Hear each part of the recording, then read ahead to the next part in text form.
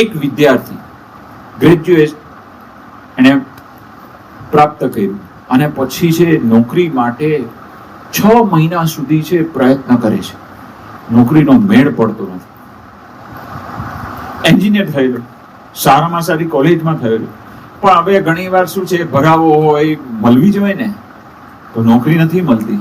એટલે ઘરમાં પ્રશ્ન શું થયો, ઘરના જે એના પરિવારના સભ્ય એ રોજ કટકટ કરે, પૈસા કમાવે. હવે ઘરની પણ મર્યાદા, એને ઘરને પૈસાની જરૂર.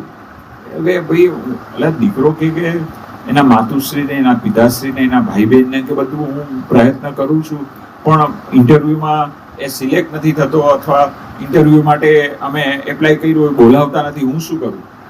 પણ રોજ કટકટ કરે. માણસ છે ને રોજ કટકટ કરે ને કંટાળી જાય, ત્રાસી જાય. આ વ્યક્તિ ત્રાસી ગયો, કંટાળી ગયો, અને એમાં ભગવાનનું કરવું. 6 મહિના પછી એને સાઉથ ઇન્ડિયા, બેંગ્લોરમાં એને ઇન્ટરવ્યુ માટે બોલાવે છે. એટલે એ અહીંથી ગુજરાતથી જ કપડા લઈને ગયો કે ભાઈ જે પગાર આપે ને 5,000 તો 5,000, પણ મારે ઘરે આવવું નથી, હું નોકરી જ ચડી જઈશ. એટલે મારે માનસિક શાંતિ. ને જો 5,000 ની નોકરી ન લઉં તો મારે ઘરમાં રોજ શબ્દ સાંભળવાના, ભાઈના, ભાભીના, માતાના, પિતાના, બેનના. એટલે હું ત્રાહિમામ થઈ ગયો છું. ગયો, ઇન્ટરવ્યુ આપ્યો, અને જે HR વિભાગના હોય એ બધું ઇન્ટરવ્યુ લે છે, કંપનીના પ્રતિનિધિ, અને બધા પ્રશ્ન પૂછે છે. એમાં પ્રશ્ન પૂછતા પૂછ્યું કે ભાઈ તમારી શું સેલેરીની અપેક્ષા છે? એટલે એને ભગવાને પ્રેરણા કરી એ કે તમે શું આપી શકશો? એ કે અમે તમને 50,000 થી વધારે નહીં આપી શકો.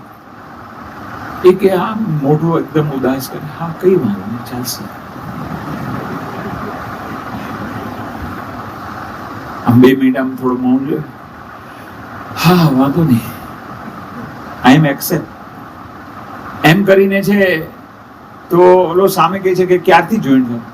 તમે કયો ત્યારથી, કારણ કે એ તો તૈયારી કરીને આવ્યો તો માનસિક, એ બધું એને ઘરનો ખેલ કહેવાય નહીં, કપડાં લઈને આવ્યો તો. એ તો કે કઈ વાંધો નહીં, તમે ટુમોરો થી જોઈન થઈ જાઓ.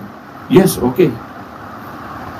હવે જોઈન થયો અને પછી સાથે કામ કરે. એટલે ધીમે ધીમે બધા જે સ્ટાફ હોય, સિનિયર સ્ટાફ હોય, એની સાથે બધી વાતચીત થાય, આત્મીયતા થાય, પૂછે, બધું વિચારોની આદાન પ્રદાન થાય. એમાં પૂછ્યું કે ભાઈ તમારે કેટલી સેલરી છે? એટલે આ કીધું કે મારે તો 50,000 છે. ઓકે, 50,000 સારું કહેવાય, સ્ટાર્ટિંગ 50,000. પછી ધીમે રહીને એને પૂછ્યું કે તમારી? કે અમારે 65,000 છે. કેટલા વર્ષ થયા? 5 વર્ષ. કોકની 70,000, કોકની 75,000. બધા સિનિયર હતા, કોક 5 વર્ષના, કોક 7 વર્ષના, કોક 3 વર્ષના. હવે એને વિચાર છે, એ ચક્કર ચાલ્યું, જે કામ એ કરે છે એ કામ હું કરું છું. મને 50,000 ને આને 65 ને 70 ને 75, 5,000 માંથી 50,000 નો પગાર મળ્યો. એને આનંદ હતો, એ બધો આનંદ વયો ગયો. કેમ? બીજાના 65, 70, 75,000 જોઈને.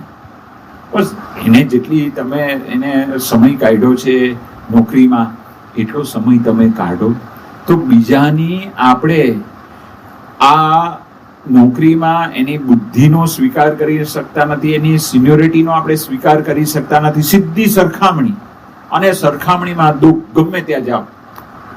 એટલે જો પોતાએ પોતાનો સાચો વિકાસ કરવો તો આપણે આપણી જાત સાથે સંવાદ કરી, પોતાનો જ વિચાર કરી, અને બીજાની બુદ્ધિ, શક્તિ, પદ, પ્રતિષ્ઠા, પૈસા, કળા એનો સ્વીકાર કરીએ તો માનસિક શાંતિ રહે. માનસિક શાંતિ રહે એને લઈને આપણે ભણવામાં એકાગ્ર થઈએ. ભણવામાં એકાગ્ર થઈએ તો આપણું પર્સન્ટેજ સારામાં સારું આવે, જેથી આપણી ભવિષ્ય કારકિર્દી ઉજળી થાય.